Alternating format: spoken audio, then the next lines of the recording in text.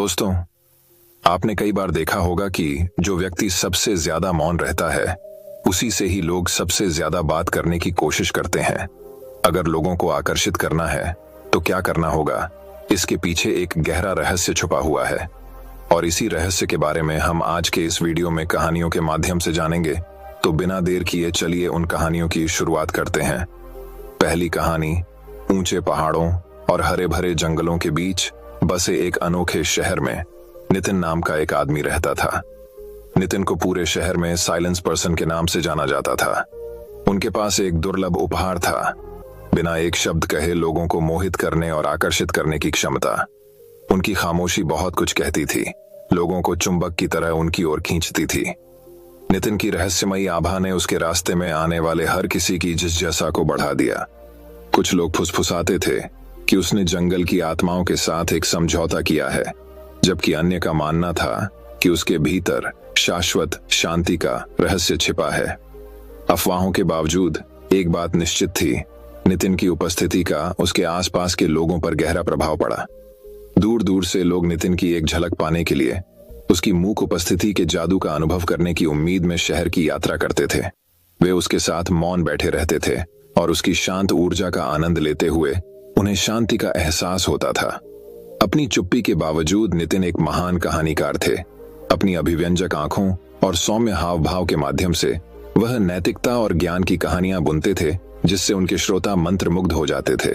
उनके पास एक भी शब्द बोले बिना गहन शिक्षा देने का एक तरीका था, जिससे उनके दर्शकों को जीवन पर एक नया दृष्टिकोण मिला। एक दिन रोहन नाम का एक परेशान युवक नितिन की रहस्यमय उपस्थिति में सांत्वना पाने की उम्मीद से उसे ढूंढने लगा। रोहन अपने अतीत के बोझ और भविष्य की अनिश्चितताओं से दबा हुआ था, लेकिन नितिन के बारे में कुछ बात उसे पतंगे की तरह आग की ओर खींच ले गई। जैसे ही रोहन नितिन के पास शहर की ओर देखने वाली कायदार चट्टान पर बैठा, नितिन ने उसे प्राचीन ज्ञान से चमकती आंखों से देखा। एक भी शब्द कहे बिना नितिन ने अभिव्यंजक इशारों की एक श्रृंखला के माध्यम से संवाद करना शुरू कर दिया। प्रत्येक गतिविधि अपनी खुद की एक कहानी कह रही थी। रोहन आश्चर्य से देखता रहा जब नितिन की मूक कहानी उसके सामने खुल गई। नितिन के शरीर के सूक्ष्म बदलावों और उसके हाथों की कोमल हरकत के माध्यम से रोहन ने अपने स्वयं के संघर्षों को प्रतिबिंबित होते देखा, लेकिन उसने मुक्ति और आंतरिक शांति की दिशा में एक रास्ता भी देखा। मौन संवाद के उस क्षण में रोहन को अपने कंधों से एक भार उतरता हुआ महसूस हुआ। ऐसा लग रहा था जैसे नितिन ने अपने भीतर छिपे सच को उजागर कर लिया हो, एक ऐसा सच जिसमें उसे उसके बोझ और डर से मुक्त करने की ताकत थी। नितिन के मौन मार्गदर्शन का कितना गहरा असर हो रहा है, इसका एहसास होते ही रोहन की आंखों में आंसू आ गए। उस दिन के बाद से रोहन अक्सर नितिन की तलाश करता, उसके पास चुपचाप बैठा रहता और वह नितिन के अस्तित्व के ताने बाने में बुने हुए पाठों को आत्मसात कर लेता। नितिन की मूक कहानियों के माध्यम से रोहन को अपने अतीत का सामना करने का साहस, अपने डर का सामना करने की ताकत और वर्तमान क्षण की सुंदरता को अपनाने की बुद्धि मिली। जैसे जैसे समय बीतता गया, शहर को रोहन में बदलाव नजर आने लगा। उन्होंने अब दुनिया का भार अपने कंधों पर नहीं उठाया, इसके बजाय वह अपने कदमों में एक नई चमक और आंखों में चमक के साथ चला। जब रोहन से उसके परिवर्तन के स्रोत के बारे में पूछा गया तो वह बस मुस्कुराया और नितिन की ओर इशारा किया। वह मौन व्यक्ति, जिसके शब्द किसी भी बोली जाने वाली भाषा से अधिक जोर से बोलते थे, और इसलिए नितिन ने अपनी मूक कहानियां बुनना जारी रखा और अपने गहन ज्ञान और अटूट उपस्थिति से उनके रास्ते में आने वाले सभी लोगों के जीवन को छुआ। शोर और अराजकता से भरी दुनिया में नितिन स्थिरता और शांति के प्रतीक के रूप में खड़े थे और अपने आसपास के लोगों को मौन की शक्ति और शांति के जादू की याद दिलाते थे। तो दर्शकों, चलिए अब हमारे दूसरे कहानी की शुरुआत करते हैं। दूसरी कहानी, मौन की प्रतिध्वनि। हरी भरी पहाड़ियों के बीच बसे एक अनोखे गांव में सुशांत नाम का एक आदमी रहता था। सुशांत पूरे गांव में एक भी शब्द बोले बिना दूसरों को मोहित करने की अद्भुत क्षमता के लिए जाने जाते थे। लोग उसके चारों ओर इकट्ठा हो जाते थे, एक अदृश्य शक्ति द्वारा खींचे जाते थे जो उसकी गहन चुप्पी की गहराई से निकलती थी। सुशांत की खामोशी में इतना वजन था जो किसी भी शब्द से ज्यादा जोर से बयां कर सकता था। उसकी आंखों में इतनी गहराई थी कि मानो उसने सदियों का सुख और दुख, ज्ञान और मूर्खता देखी हो। जब वह गांव के चौराहे पर प्राचीन बरगद के पेड़ के नीचे बैठता था तो गांव वाले उसके चारों ओर इकट्ठा हो जाते थे, जो उसके चारों ओर की रहस्यमयी आभा का आनंद लेने के लिए उत्सुक होते थे। एक दिन रवि नाम का एक युवक सुशांत के पास आया।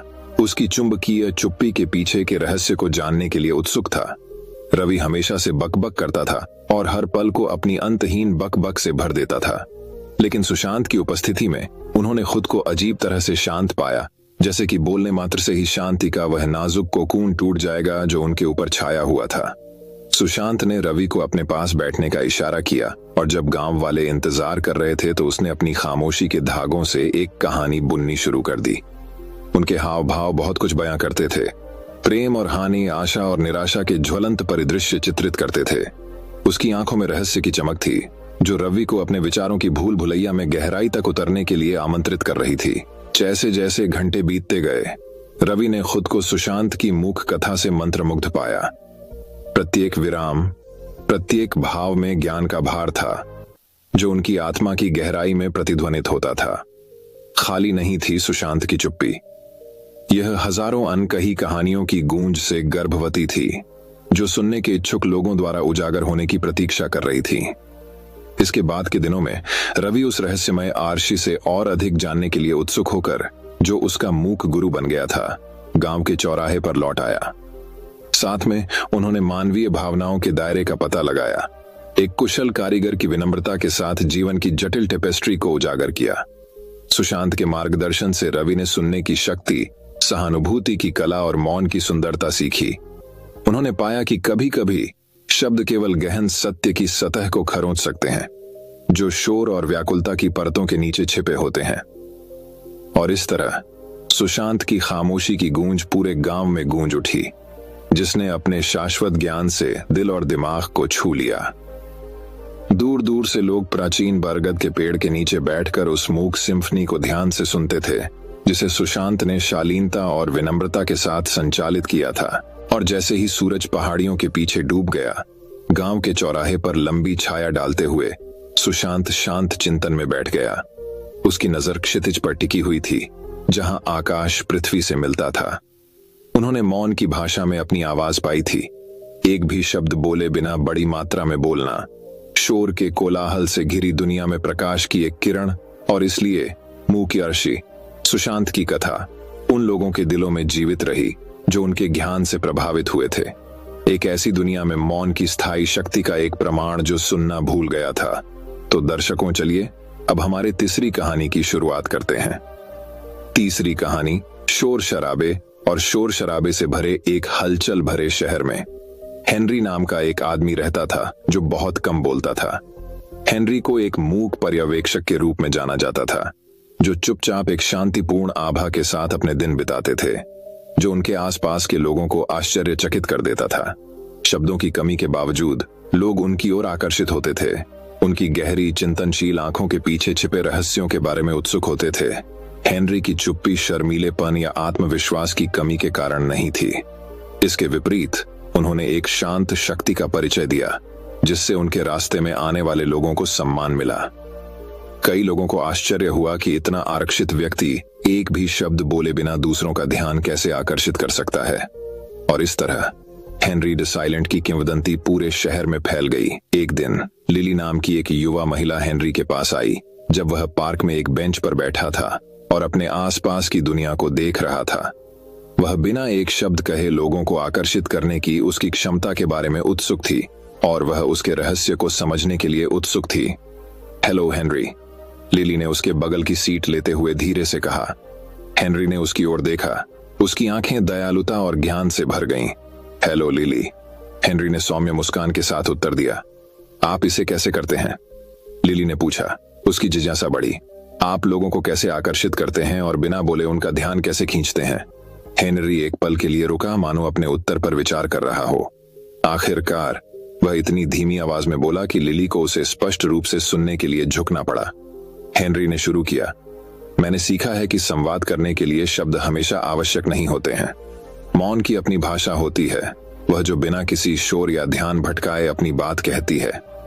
जब हम अपने दिमाग को शांत करते हैं और अपने दिल से सुनते हैं, तो हम खुद को गहरे स्तर पर समझने के लिए खोलते हैं। लिली हेनरी के शब्दों से मंत्रमुग्ध थी। हर शब्दांश को ऐसे पकड़ रही थी मानो वह उसके चारों ओर ध्यान का जादू बुन रहा हो। उसने महसूस किया कि सच्चा संचार केवल हमारे द्वारा बोले गए शब्दों के बारे में नहीं है, बल्कि हमारे द्वारा व्यक्त की गई ऊर्जा और हमारी उपस्थिति के बारे में है। जैसे जैसे दिन हफ्तों में बदल गए, लिली ने हेनरी के साथ अधिक समय बिताया, उनकी मूक शिक्षाओं को आत्मसात किया और उनके आसपास की दुनिया के साथ बातचीत करने के तरीके को देखा। उसने देखा कि कैसे लोग उसके शांतिपूर्ण व्यवहार और गहन अंतर्दृष्टि से आकर्षित होकर उसकी ओर आकर्षित होते थे। एक शाम जब वे तारों के नीचे बैठे थे, लिली ने अंततः हेनरी से वह प्रश्न पूछने का साहस जुटाया जो उसके दिमाग में चल रहा था।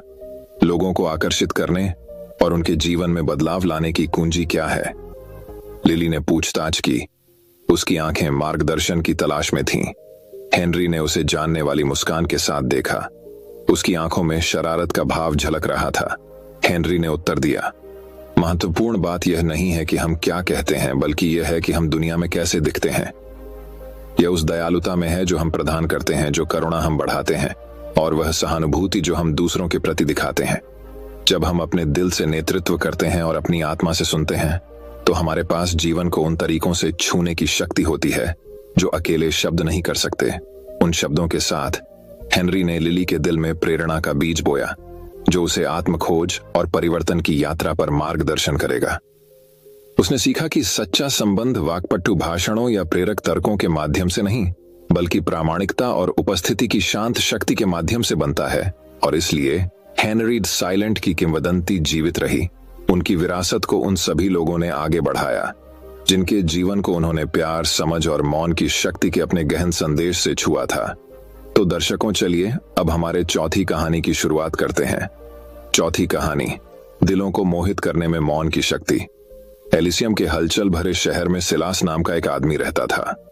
सिलास पूरे शहर में अपनी वाक्पटुता या करिश्मे के लिए नहीं, बल्कि अपनी रहस्यमयी खामोशी की आभा के लिए जाना जाता था, जो उसे जहां भी जाती थी घेर लेती थी। उनकी उपस्थिति रहस्यमय थी, जिस पर शहरवासियों की उत्सुकता भरी निगाहें और फुसफुसाहटें आ रही थीं। अपने शांत स्वभाव के बावजूद सिलास के पास एक छिपी हुई प्रतिभा थी जो उसे बाकी लोगों से अलग करती थी। मौन की शक्ति से दूसरों के दिलों को मोहित करने की क्षमता सिलास को अक्सर शहर के चौराहे पर बैठे हुए चेहरे पर एक शांत मुस्कान के साथ दुनिया को गुजरते हुए देखा जाता था। लोग अपने व्यस्त जीवन में रुककर उन्हें देखते थे। उनकी उपस्थिति में उन्हें एक अजीब सी शांति का एहसास होता था। ऐसा लगता था मानो उनकी चुप्पी बहुत कुछ बोल रही हो, शांति और सुकून का संदेश दे रही हो, जो उनके आसपास के लोगों को गहराई से प्रभावित कर रहा हो। एक दिन एलारा नाम का एक युवा यात्री ज्ञान और मार्गदर्शन की तलाश में एलिसियम पहुंचा। उसने सिलास और अपने मूक व्यवहार से लोगों को आकर्षित करने की उसकी उल्लेखनीय क्षमता के किस्से सुने थे। उत्सुकतावश उसने शहर के चौराहे पर उस रहस्यमय आदमी की तलाश की और उसे एक खिले हुए चेरी के पेड़ के नीचे एक बेंच पर बैठा पाया। सिलास के पास आकर एलारा बोलने से पहले झिझक रही थी। उसे समझ नहीं आ रहा था कि कैसे शुरुआत की जाए। सिलास बस मुस्कुराया और उसे अपने पास बैठने का इशारा किया। वे कुछ क्षणों के लिए मौन बैठे रहे। ऊपर पत्तों की हल्की सरसराहट उनकी मुलाकात को सुखद पृष्ठभूमि प्रदान कर रही थी। आप शोर और अराजकता से भरी दुनिया के बीच चुप रहना क्यों चुनते हैं? एलारा ने आखिरकार पूछा। उसकी आवाज जिज्ञासा से नरम थी। सिलास ने उसकी ओर देखा। उसकी आंखें छुपे हुए ज्ञान से चमक रही थीं।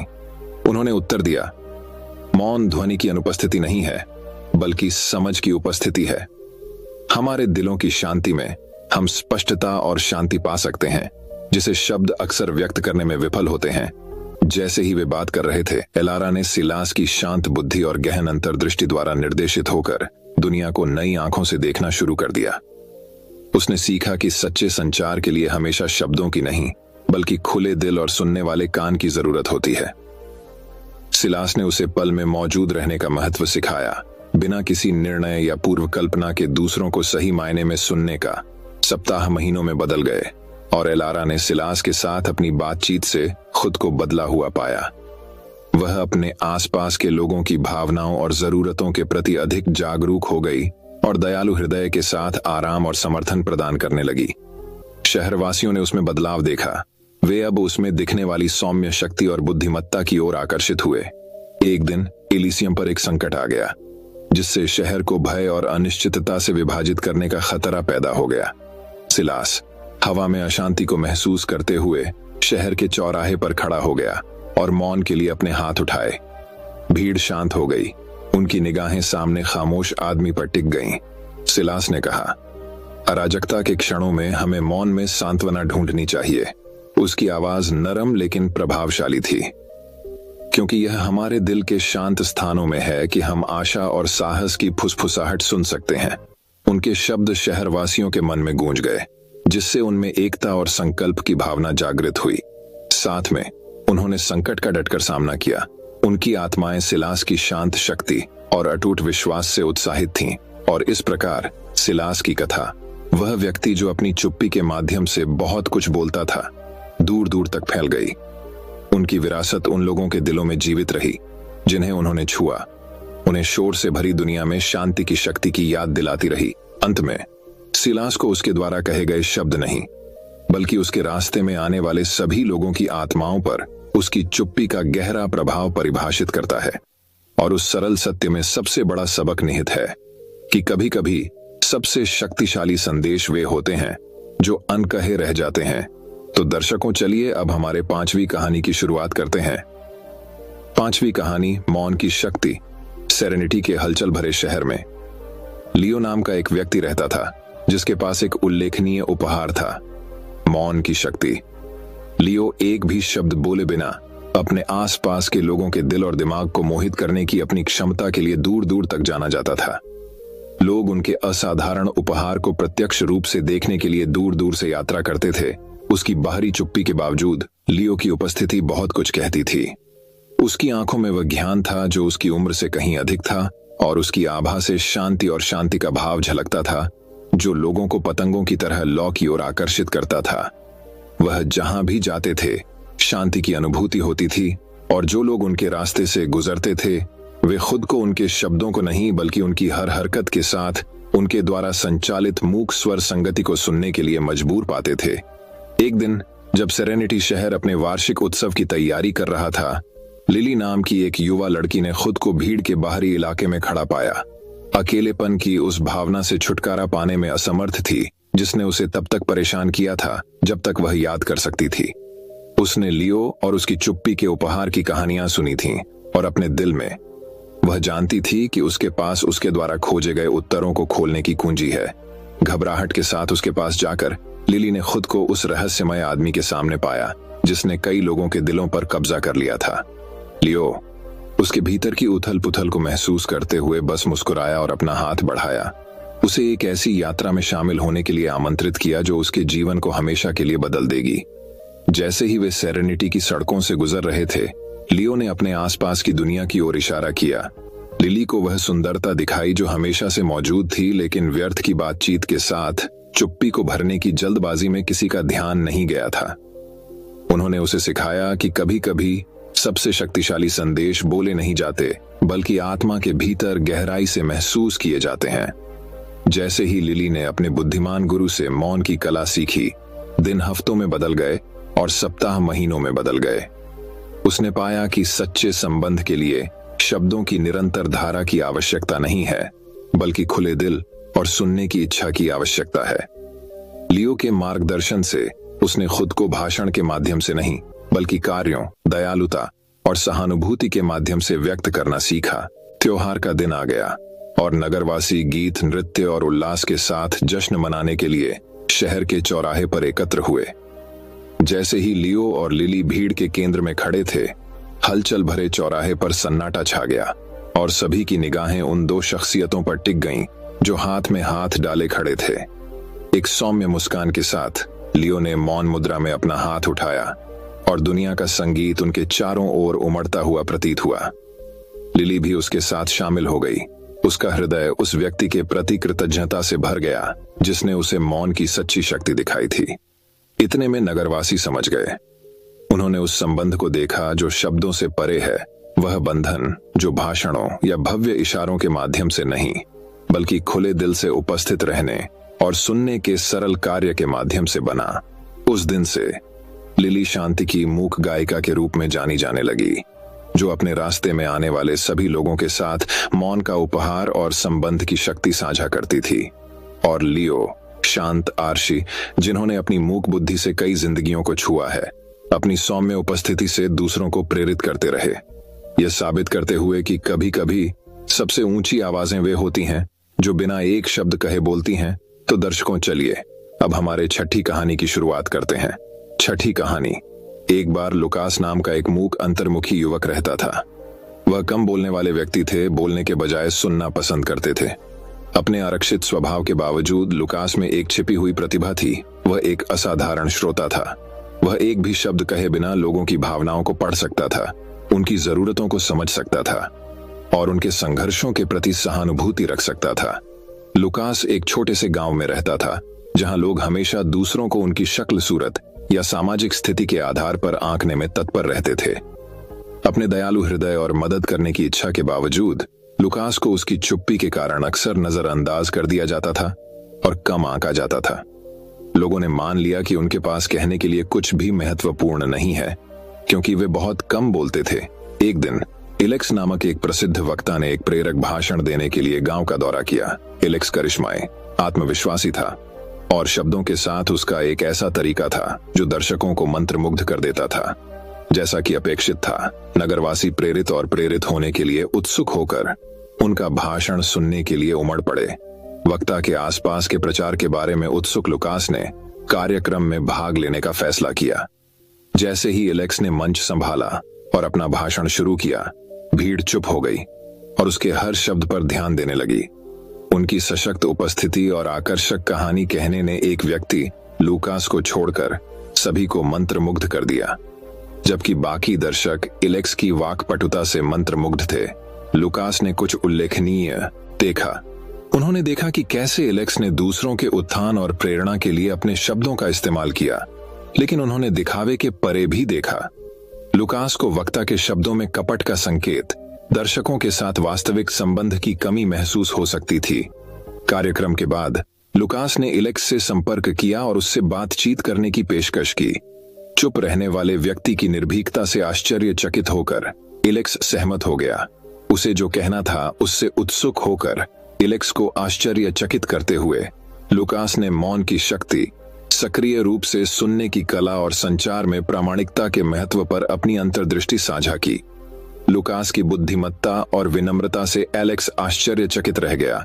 उन्होंने महसूस किया कि सच्चा संबंध फैंसी शब्दों या प्रेरक भाषणों से नहीं, बल्कि वास्तविक सहानुभूति और समझ से आता है।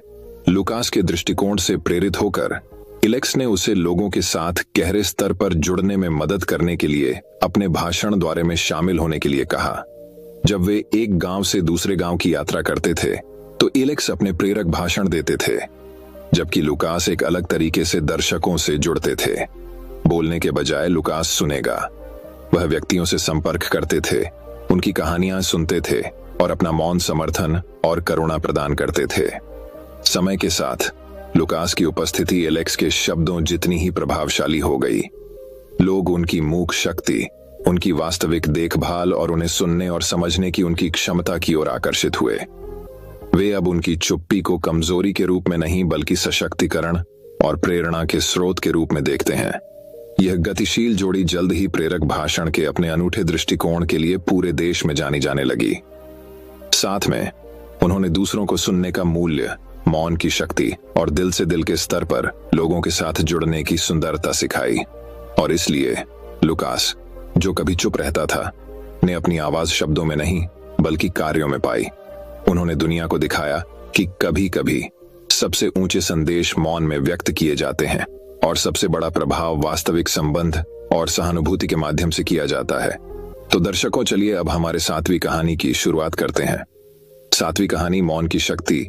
सेरेनिटी के हलचल भरे शहर में एवरेट नाम का एक व्यक्ति रहता था, जो बिना एक भी शब्द बोले लोगों को मोहित करने की अपनी असाधारण क्षमता के लिए जाना जाता था। एवरेट एक मूक व्यक्ति था, जो शायद ही कभी बोलता था, लेकिन उसकी उपस्थिति बहुत कुछ बोलती थी। उनका शांत स्वभाव और रहस्यमय मुस्कान लोगों को उनकी ओर ऐसे आकर्षित करती थी जैसे पतंगे आग की ओर। उनके पास मौन के माध्यम से दूसरों से जुड़ने का एक अनूठा उपहार था, एक ऐसा कौशल जिसने उन्हें सेरेनिटी में एक किंवदंती बना दिया। साइलेंट सेज के रूप में एवरेट की प्रतिष्ठा दूर दूर तक फैल गई और जल्द ही पड़ोसी शहरों से लोग उनकी एक झलक पाने के लिए आने लगे। उनका रहस्य मौन की शक्ति की उनकी गहरी समझ में निहित था। उनका मानना था कि शब्द क्षण भंगुर हो सकते हैं, लेकिन मौन उन लोगों के दिलों में गूंजने का एक तरीका है जिन्होंने इसे अपनाया। एक दिन एल्डन नाम का एक युवक एवरेट के रहस्य से प्रभावित होकर उसके पास आया। एल्डन एक प्रतिभाशाली वक्ता थे, लेकिन उनमें अपने श्रोताओं से वास्तव में जुड़ने की क्षमता का अभाव था।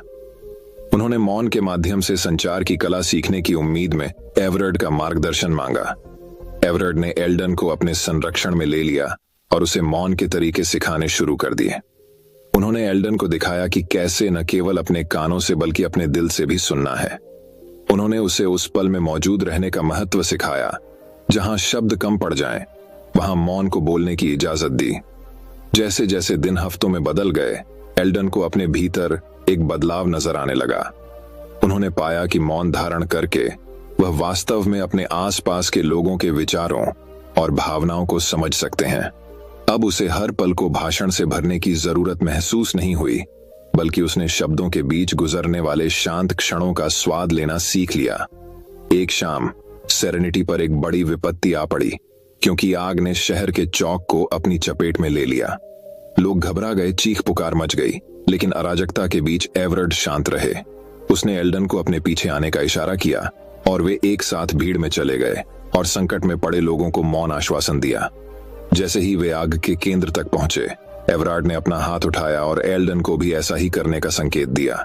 वे एक स्वर में आग की लपटों के सामने खड़े हो गए। उनकी आंखें एक मूक बातचीत में बंद हो गईं और उस पल में भीड़ में शांति की भावना छा गई, जिससे उनका डर शांत हो गया और उनके दिलों में आशा पैदा हुई। जब आग अंततः बुझ गई तो सेरेनिटी के लोग एवरेट और एल्डन के आसपास एकत्र हो गए। उनके चेहरे कृतज्ञता से भर गए। वे मौन की शक्ति पर आश्चर्यचकित थे, ये महसूस करते हुए कि कभी कभी दिल की गहरी सच्चाइयों को व्यक्त करने के लिए शब्दों की आवश्यकता नहीं होती है। उस दिन से एल्डन को वॉइस ऑफ साइलेंस के रूप में जाना जाने लगा। उसने अपने नए मिले उपहार का उपयोग अपने आसपास के लोगों को प्रेरित करने और उनका उत्थान करने के लिए किया। और एवरेट शांति के मूक आराशी बने रहे, एक ऐसी दुनिया में ज्ञान और करुणा का प्रतीक जो अक्सर शोर में डूबी रहती थी। और इसलिए एवरेट और एल्डन की कहानी किंवदंती बन गई, मौन की परिवर्तनकारी शक्ति और लोगों के बीच गहरे संबंध का एक प्रमाण। अंत में उन्होंने सेरेनिटी को सिखाया कि कभी कभी सबसे ऊंचे संदेश वे होते हैं जो मौन में बोले जाते हैं। तो दर्शकों, चलिए अब हमारे 8वीं कहानी की शुरुआत करते हैं। 8वीं कहानी सेरेनिटी वैली शहर अपने शांतिपूर्ण वातावरण और अपने दैनिक जीवन के बारे में जाने वाले निवासियों की मधुर गुनगुनाहट के लिए दूर दूर तक जाना जाता था। उनमें नूह नाम का एक युवक था, जो एक शांत और आरक्षित व्यक्ति था, जो शहर की हलचल भरी बातचीत के बजाय एकांत पसंद करता था। नूह बेकार की गपशप या छोटी मोटी बातचीत में शामिल होने वालों में से नहीं था। उन्होंने प्रकृति की शांति में सांत्वना पाई, घाटी से घिरे हरे भरे जंगलों में घंटों घूमते रहे, जहां उन्हें केवल पत्तों की सरसराहट और पक्षियों के गाने ही सुनाई देते थे। अपनी चुप्पी के बावजूद नूह के पास एक अनोखा उपहार था। जब वह बोलना चाहता था तो अपने शब्दों से दूसरों को मोहित करने की शक्ति। कई लोग उनकी ओर आकर्षित हुए, उनके होठों से सहजता से निकलने वाले ज्ञान को सुनने के लिए उत्सुक थे। एक दिन सेरेनिटी वैली से गुजरते हुए एक यात्रा करने वाले व्यापारी ने शहर के लोगों को नूह की दूसरों को प्रेरित करने और प्रेरित करने की क्षमता के बारे में बात करते हुए सुना। उत्सुक होकर व्यापारी ने नूह की तलाश की और उसे नदी के किनारे बैठा हुआ पाया और बहते पानी को ध्यान से देख रहा था। मुझे बताओ, जवान आदमी, व्यापारी ने शुरू किया, ऐसा कैसे हो सकता है कि कोई इतना शांत व्यक्ति इतने सारे लोगों का ध्यान आकर्षित कर सकता है? नूह धीरे से मुस्कुराया। उसकी आंखें एक शांत दृढ़ संकल्प के साथ चमक रही थीं। मौन की अपनी भाषा होती है, उन्होंने उत्तर दिया। यह हमें अपने आसपास की दुनिया को सुनने, वास्तव में सुनने की अनुमति देता है। और जब हम बोलते हैं तो हमारे शब्द हमारे विचारों और इरादों का भार उठाते हैं। नूह की गहन अंतर्दृष्टि से व्यापारी आश्चर्यचकित रह गया। एक अवसर को भांपते हुए उसने नूह के सामने एक चुनौती पेश की। गांव के चौराहे पर एकत्रित शहरवासियों को संबोधित करने और उन्हें अपने शब्दों से प्रेरित करने के लिए। नूह पहले तो झिझका, भीड़ के सामने बोलने का आदी नहीं था, लेकिन उन्होंने चुनौती स्वीकार कर ली, यह जानते हुए कि उनके शब्दों में उनके आसपास के लोगों को ऊपर उठाने और प्रेरित करने की शक्ति है। जैसे ही सूरज ढलने लगा, शहरवासी गांव के चौराहे पर इकट्ठा हो गए। उनकी नजर नूह पर टिकी हुई थी, क्योंकि वह उनके सामने खड़ा था। उसकी नजर स्थिर थी और उसकी आवाज नरम लेकिन आज्ञाकारी थी। मेरे दोस्तों, नूह ने शुरू किया। उसके शब्द एक कोमल धारा की तरह बह रहे थे। हम सभी भाग्य के धागों से जुड़े हुए हैं, प्यार और करुणा के बंधन से बंधे हैं जो हमें एक करते हैं। हमारे शब्दों के बीच के मौन में सच्चाई छिपी है। हम कौन हैं? हमारे अस्तित्व का सार जो मात्र भाषण से परे है। नूह ने विपत्ति के सामने साहस की, क्रूरता के बीच दयालुता की और अक्सर विभाजन से बंटी दुनिया में एकता की शक्ति की बात की। उनके शब्द शहरवासियों के बीच गहराई से गूंजते थे, जिससे उनके दिलों में लंबे समय से दबी भावनाएं भड़क उठीं। जब नूह आखिरकार चुप हो गया, तो गांव का चौराहा गहरी शांति से भर गया, जो केवल उसके शब्दों से प्रभावित लोगों की हल्की सिसकियों से टूट गया। व्यापारी नूह के भाषण से बहुत प्रभावित हुआ और आंखों में आंसू लेकर उसके पास आया। तुम्हारे पास एक दुर्लभ उपहार है, जवान आदमी, व्यापारी फुसफुसाया। आपकी चुप्पी बहुत कुछ कहती है और आपके शब्दों में दुनिया को बदलने की ताकत है। और इसलिए नूह ने अपने शांत ज्ञान से अपने आसपास के लोगों को प्रेरित करना और उत्थान करना जारी रखा, यह साबित करते हुए कि कभी कभी यह सबसे ऊंची आवाज नहीं होती है जो सबसे अधिक वजन रखती है, बल्कि वह आवाज होती है जो दिल से बोलती है। दोस्तों, मैं उम्मीद करता हूं कि यह कहानी सुनने से आपके जीवन में अच्छे बदलाव आए होंगे। आपको इस वीडियो से क्या सीखने मिला, ये कमेंट करके जरूर बताएं और अपने परिवार, दोस्तों या आपके करीबी इंसान के साथ ये कहानी शेयर करके उन्हें भी इस ज्ञान से परिचित करवाएं। बाकी अगर आपको ये वीडियो दिल से अच्छी लगी हो, तभी इस वीडियो को लाइक कर देना और आपने अब तक इस चैनल को सब्सक्राइब न किया हो तो चैनल को सब्सक्राइब भी जरूर कर देना। आपका हर दिन शुभ हो और खुशियों से आपका जीवन भरा रहे। धन्यवाद। नमो बुद्धाय।